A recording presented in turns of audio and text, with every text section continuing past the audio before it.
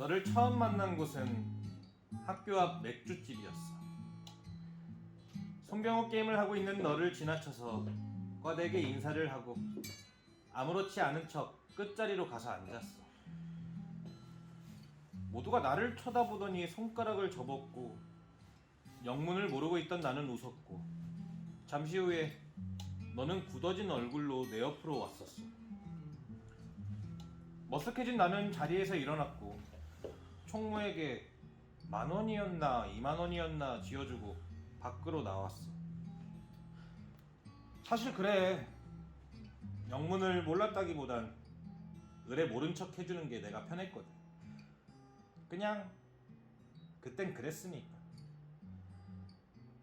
아휴, 뭐 어때, 병신들 하며 쿨하게 담배를 피려는 순간 네가 나왔고 무언가 말을 하고 싶은 눈치였던 너는 핸드폰을 꺼내 오징어잎 먹으러 갈래?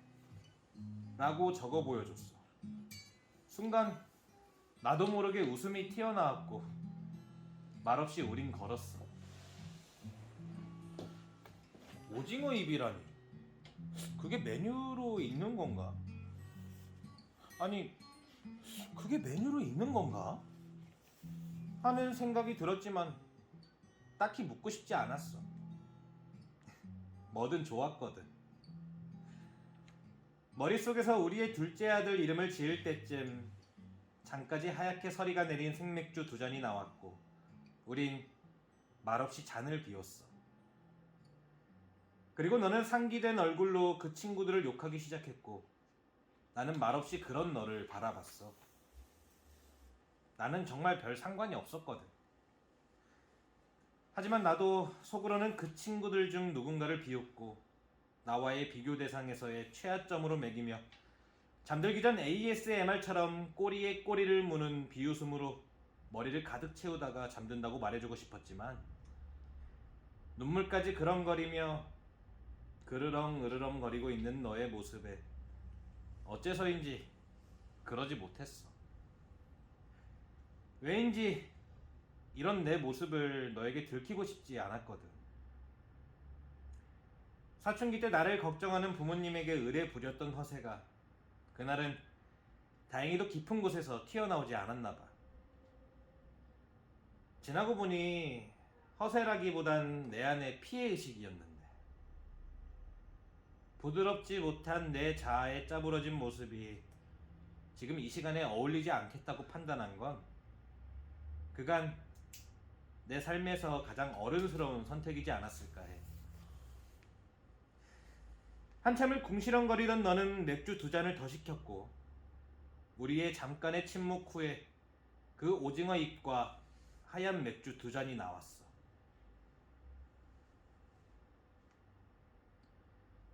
익숙하지만 낯선 그것을 너는 익숙하게 까기 시작했고 이거 눈 아니야? 라고 묻자 너는 한숨을 쉬며 둘리의 꼴뚜기 왕자 얘기를 하기 시작했고 그 순간 아차 싶던 나는 그럼 이게 오징어의 그 어떤 중요 부위 같은 그것인가? 하며 머뭇거리고 의아해하는 순간 내 입속으로 오징어 잎을 밀어넣었어. 이럴 수가. 그게 입이었다니. 생각해보니 너무도 맞는 말이었고 입안의 것은 생각했던 것보다 훨씬 더 맛있었어. 술에도 연애에도 이성에겐 더더욱 엉망인 나는 어찌할 바를 몰랐어. 아까 지은 우리의 둘째 아들 이름을 알려줄 뻔했지만 정말 다행히도 SNS 괴담에 실릴 만한 짓은 하지 않았어. 정말이지 그때까지만 해도 카톡만 주고받아도 사귀는 건 줄 알았다니까. 2잔에 깨질 듯한 맥주 때문이었는지 오징어 잎 때문인지 쉴 새 없이 보이던 네 입술 때문인지 빨갛게 해롱거리는 나를 보고 갑자기 너는 빵 터졌고 집에 가자며 날 일으켰어. 맥주집을 어찌어찌 나와서 비틀비틀 서 있는데 너는 내 등을 툭툭 치며 힘내라는 몸짓을 하고 간다며 손을 저었어. 보랏빛 여름 냄새가 바람처럼 밀려왔고 샴푸 냄새가 가슴을 찔렀어. 심장은 쿵쾅거리고 어지러웠어. 나는 이후에 그날을 오징어 데이라는 국경일로 지정했고 그날로 우리의 방학은 시작됐어. 맞아, 여름이었어.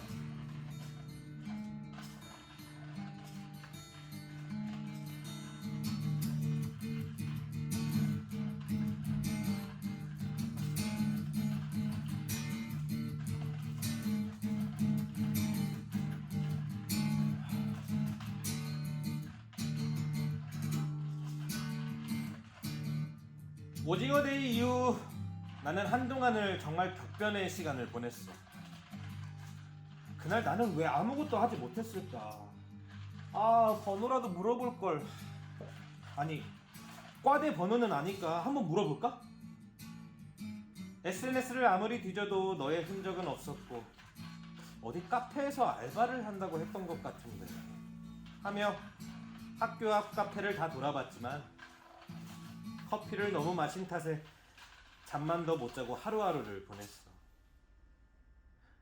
그러던 어느 날 중학교 동창들의 담임 선생님을 만나러 가자는 호출에 스승의 날도 아닌데 갑자기 왜들 난리이지 싶었지만 집에서 게임만 하고 있는 것보단 의미 있을 것 같다는 생각에 그러자고 했고 점심때쯤 학교로 향했어.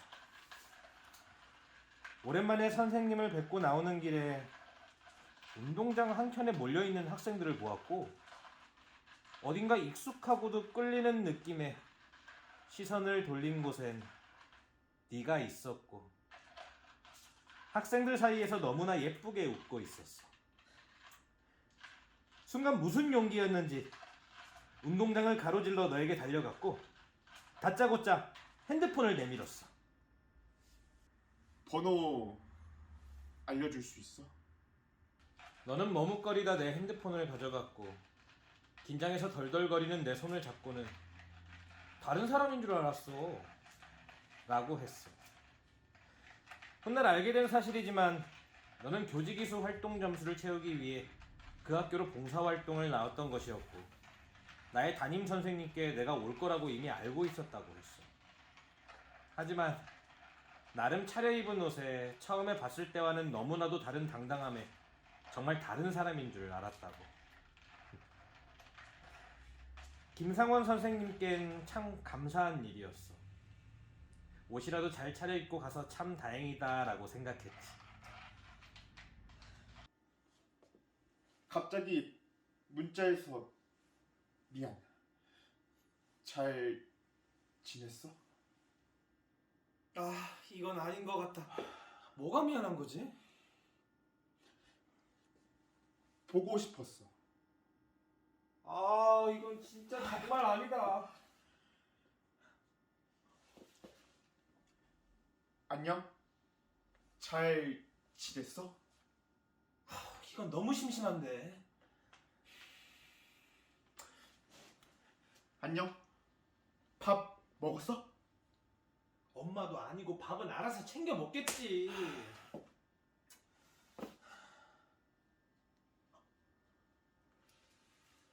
사귀자. 상남자다. 담백하고 개멋있다. 이거다. 가자.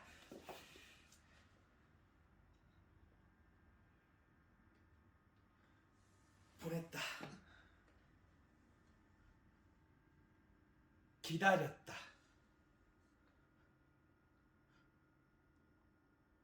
답장이 없었다.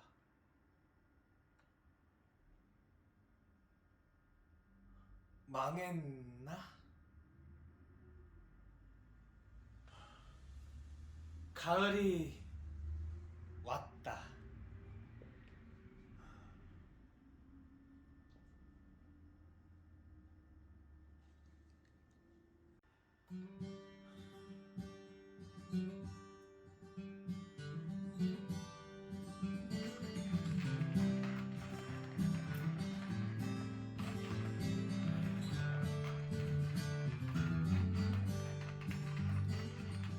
지옥까지 쫓아올 흑역사는 잠깐 제쳐두자.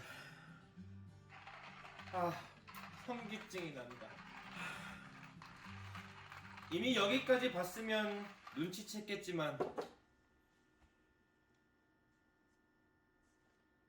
초등학교 4학년 올라가면서부터 심한 중이염을 앓고 난청이 생기기 시작했고, 친구들로부터 따돌림을 당하자 부모님은 나를 중학교 때 특수학교로 보냈다.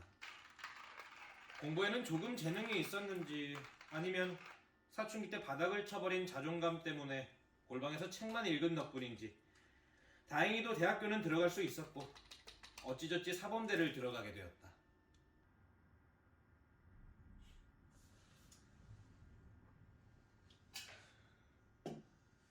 군대는 안 가지만 남들 한다는 휴학은 나도 해보고 싶었고, 이런저런 사색과 쓸데없는 몽상을 좋아하던 나는 이것저것의 방황 끝에 소득 없는 복학을 하고 출석을 하고 흐르는 관성에 맞춰 그저 그런 성적에 그냥저냥 내 입맛에 맞춘 삶 속에 편안함을 느끼면서 내린 나의 결론은 없다. 답이 없다. 연애도 못하고 나 같은 놈은 그냥 공부나 계속해서 특수학교 선생님 되면 되는 거다. 뭐 인생의 커다란 모험이나 남자의 포부라던가 호연지기 같은 그냥 편안한 게 짱짱맨이다. 한참을 조마조마하다 다시 핸드폰을 들었다. 뭐라고 써야 할까 고민하던 중 너에게서 답장이 왔다. 끝없는 물음표의 톡이 3개 정도 와 있었고, 마지막 줄에는 이렇게 써 있었다. 미쳤냐?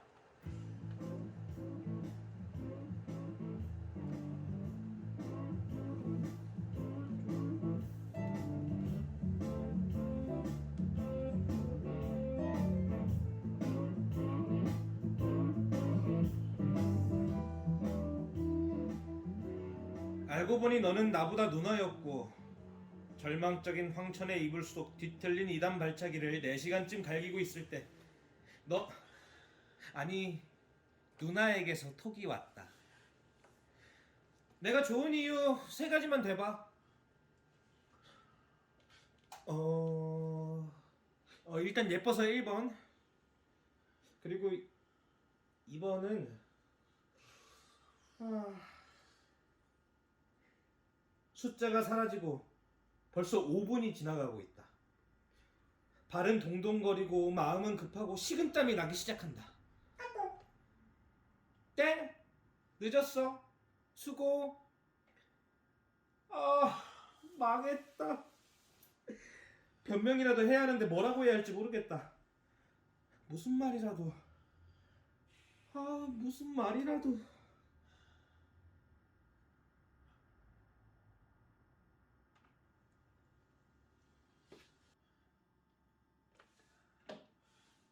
밥 먹었어? 쥐어짜낸 궁색한 질문 후에 다시 나는 2시간 동안 발차기 연습을 했고, 이윽고 너에게서 문자가 왔다. 내일 점심 사줄게. 학교 앞으로 12시까지 와. 어안이 벙벙해진 나는 한참을 핸드폰을 바라보았고, 고민 속에 한참을 서성거리다가 다음 날이 왔어. 나는 혹시라도 내가 못 본 새에 네가 무슨 얘기라도 할까 점심 먹는 내내 네 얼굴만 뚫어져라 보고 있었고, 너는 아랑곳하지 않고 부대찌개를 먹기 시작했어. 어찌할 바를 모르고 밥을 먹는 둥 마는 둥 했던 나는 지금 생각해도 참 우스웠어. 그리고 밥을 다 먹은 너는 나를 똑바로 쳐다보며 왜 아무 말이 없어? 사귀자고 했으면 무슨 말이라도 해야 되는 거 아니야? 밥도 내가 샀잖아. 라고 말했고, 우물쭈물거리는 나를 보며 웃고 있던 너는 밥은 내가 샀으니까 커피는 네가 사. 라고 말하며 자리에서 일어났어. 난 커피도 못 마시는데.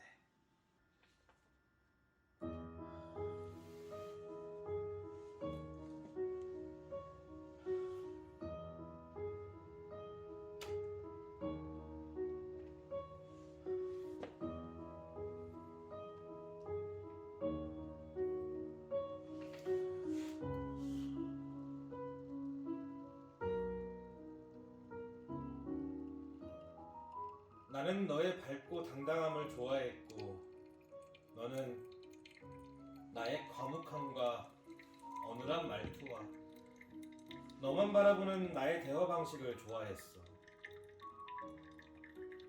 신기했고 고마웠어. 나의 아픔이 너에게 따뜻함으로 느껴지는 순간이 싫지 않았어. 난 더욱 너에게 집중하고 네가 하는 말 하나라도 놓칠세라 널 만날 땐 너의 입술에 온 신경을 곤두세웠지. 입술 모양을 보고 무슨 말을 하는지 맞추는 나를 보며 너는 마치 첩보 영화 같다며 멋있어 했고 한동안 길 건너 사람들이 어떤 이야기를 하는지 너에게 얘기해줘야 했어.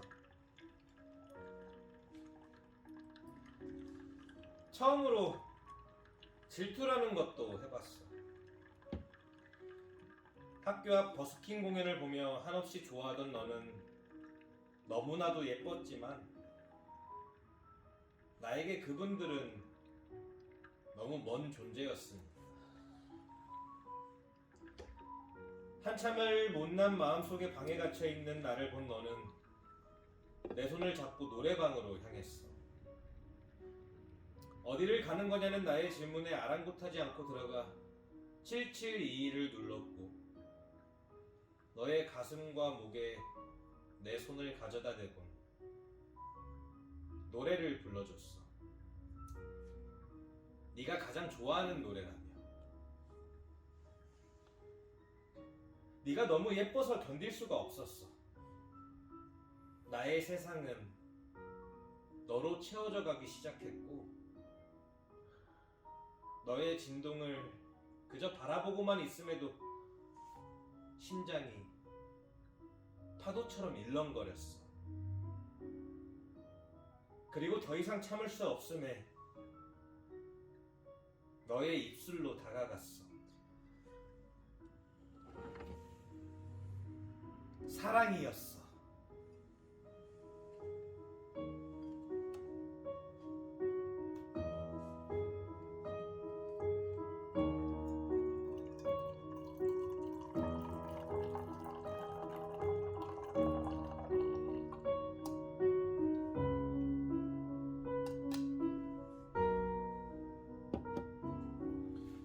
겨울이 왔고 너는 임용고사를 받고 나는 기말고사를 보고 다시 방학이 왔어. 그리고 너는 학교를 졸업했고 임용고사는 떨어졌지만 기간제 교사를 하며 먼저 학교 생활을 하고 싶어 했던 너는 마침 너의 부모님 집 근처에 네가 갈 수 있는 학교에 자리가 났고 너는 주저없이 그곳에 신청을 했고 말릴 새 없이 가버렸지. 사실 내가 뭐라고 말릴 수 있는 건 없었겠지만 지금 생각하면 그때 얘기라도 해볼걸. 그때 1년만 더 참고 같이 공부해보자라고 했다면 어땠을까? 한없이 바닥으로 떨어진 나의 자존감 때문이었을까? 돈도 없고 얼굴도 별로고 귀도 안 들리는 나에게 너는 그저 감사할 뿐이었으니까. 언젠가 내가 나랑 사귀어줘서 고마워 라고 했을 때 너는 이유를 물었고 나의 그런 이유에 너는 화를 내며 스스로를 불행하게 만들지 말라고 알려줬지. 자존감 바닥에 피해의식에 한껏 잠겨있는 나에게 너는 내가 나를 스스로 돌볼 수 있게 해줬어. 네가 경기도로 가고 난 후 우린 다툼이 잦아졌어. 출근을 하는 너는 매일 녹초가 돼서 퇴근을 했고 나는 그런 너를 항상 기다렸지. 우리가 그날 크게 싸운 이후부터는 기다리는 게 점점 익숙한 사람이 돼버린 것 같았어. 네가 나에 대한 태도가 변해도 난 그저 오늘 하루 안 좋은 일이 있었겠거니 하고 연락이 조금 늦어져도 어련히 바쁘겠거니 취직한 너를 방해하는 것 같아 네 연락을 기다렸었지. 물론 처음엔 뭔가 서글프고 왠지 자존심도 상하는 것 같아 너에게 뭐라도 말을 꺼내볼까 했지만 나의 많은 부분을 바꿔준 나보다 어른스러운 너였기에 그리고 어린 시절부터 익숙했던 혼자 남겨진 것 같은 현실 때문인지 서운한 마음을 묻어두고 속으로 꾹꾹 눌러 담았어.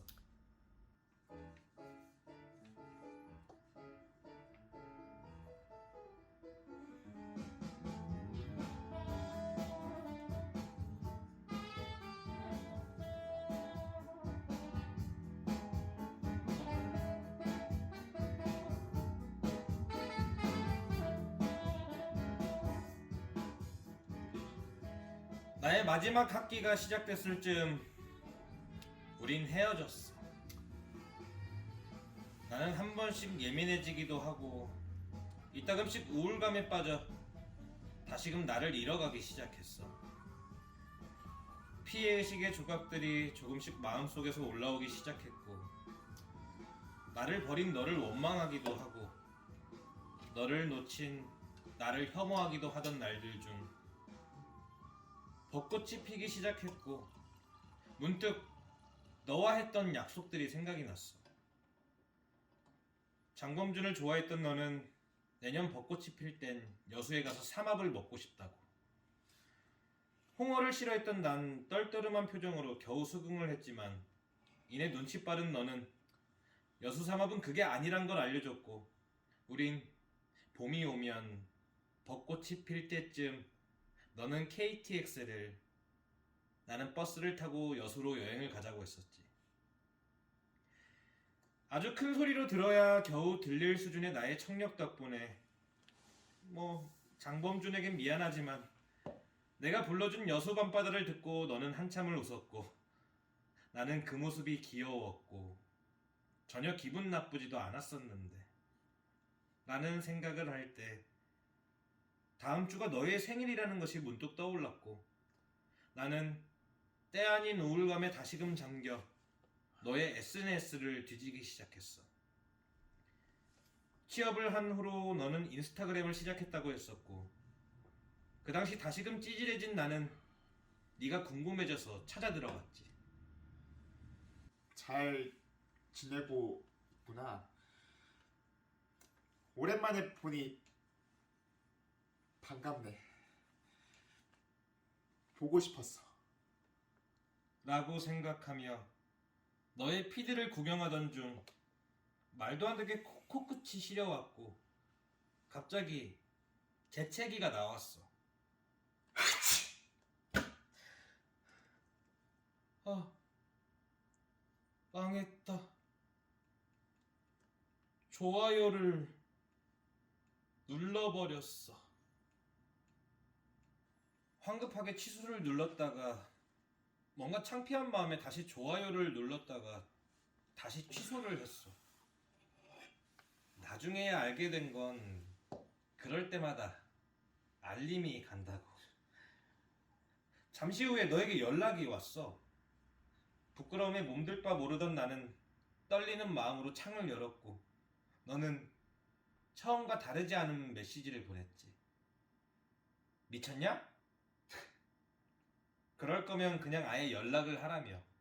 정신사납게 뭐 하는 거냐며.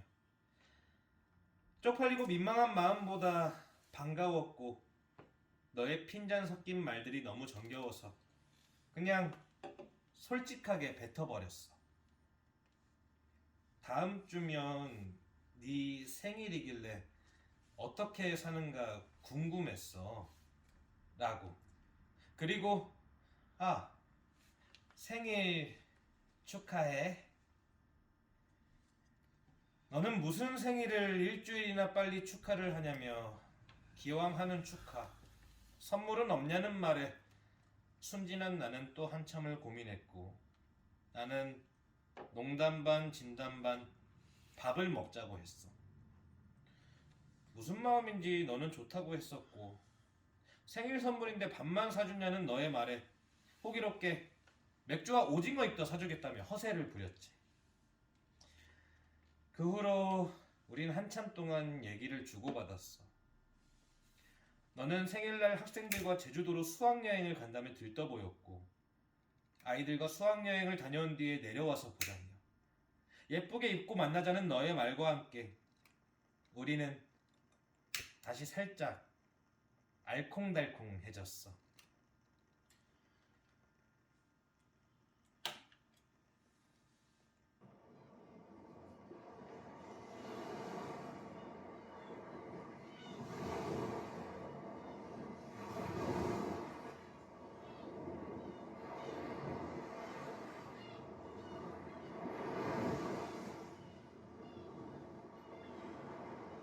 그날은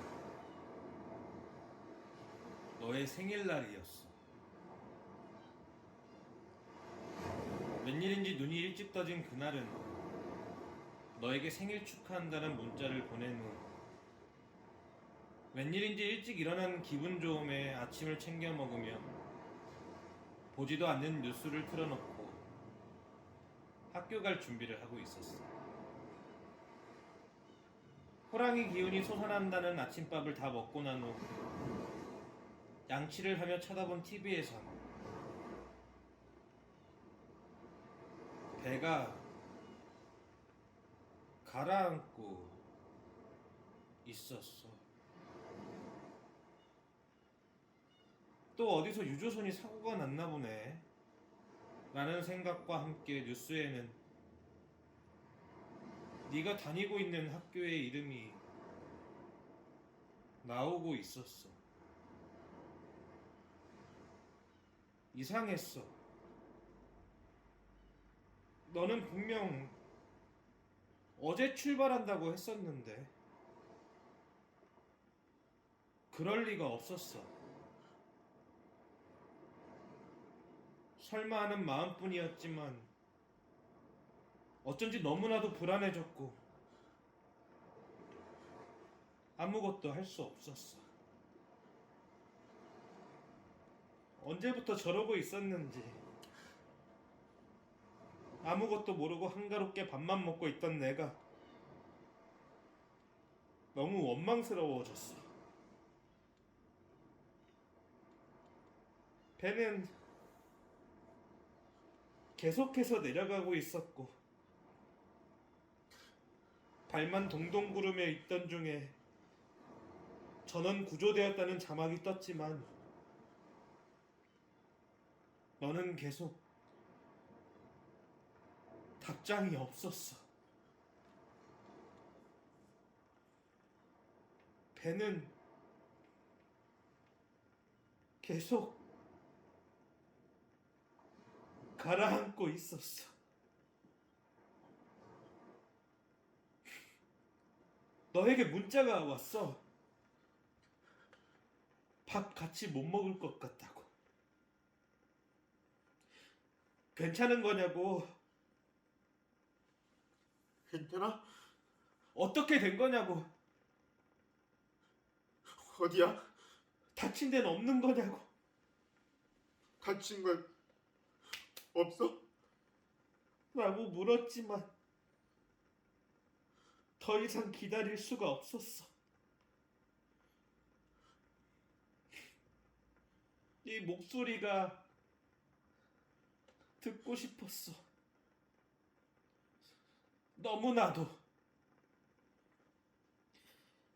한 번도 들어본 적 없는 너의 목소리지만 그날만큼은 정말 제발 너의 진동이라도 느끼고 싶었어.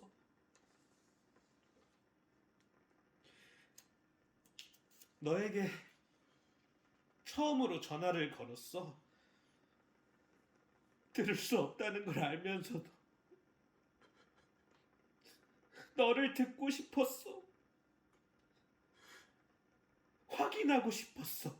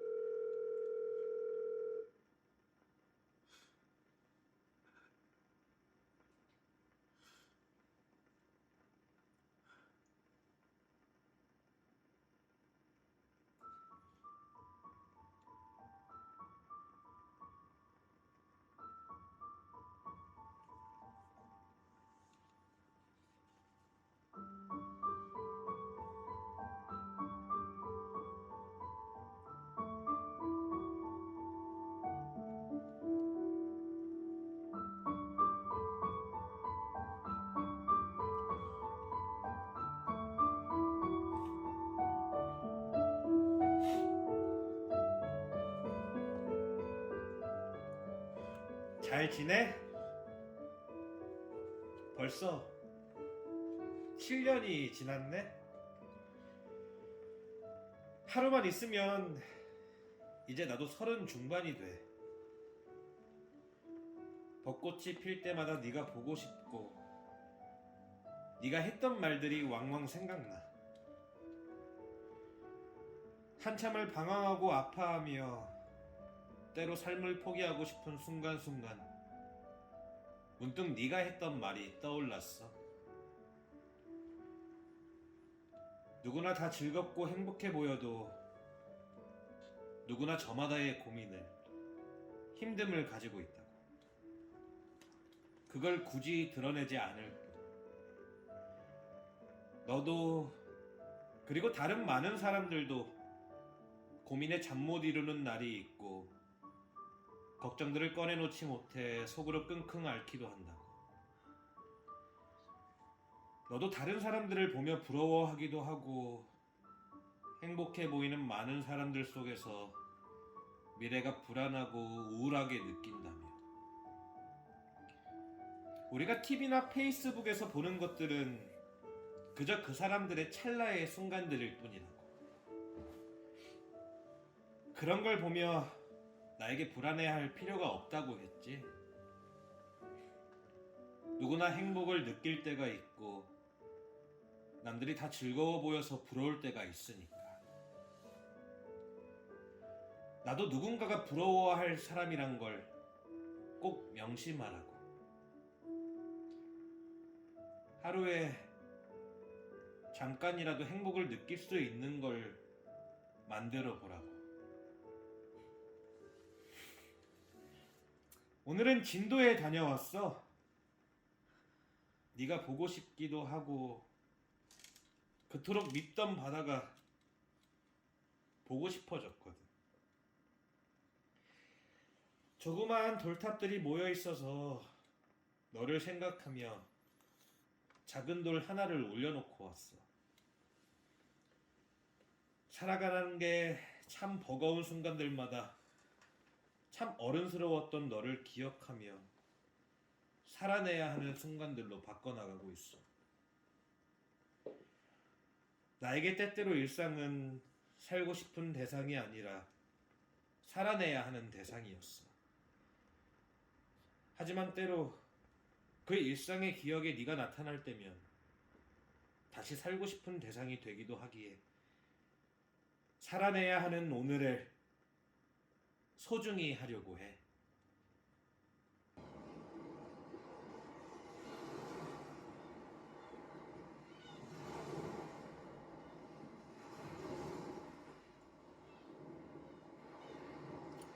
돌 하나를 올려놓고 돌아오며 너를 기억하는 밤이었어. 안녕.